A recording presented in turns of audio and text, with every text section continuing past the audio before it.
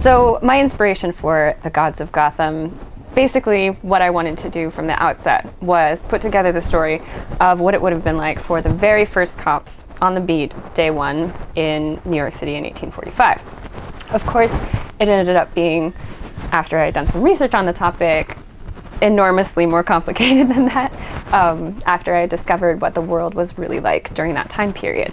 One of the first impediments, actually, to writing Gotham that I encountered was that I hadn't realized how inextricably the Democratic Party was tied into your appointment on the earliest police force. So, not that there weren't kind, upstanding people on the first police force, but you definitely had to be a Democrat. You definitely had to have political connections, and all of it was tied in with Tammany Hall, which later developed quite a reputation for graft and corruption, and rightfully so. But they were the ones who were giving people jobs at the time, and with no social net, that was very important.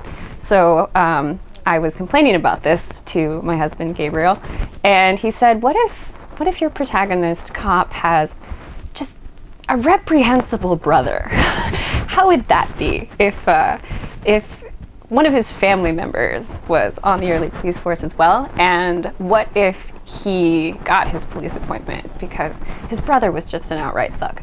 And I liked that idea tremendously. So it was actually my husband who came up with the idea for Val, and then I just started layering vice upon vice on the character, and he ended up being entirely id-driven, which is really fun to write. But and I like him. He's an upstanding guy as well.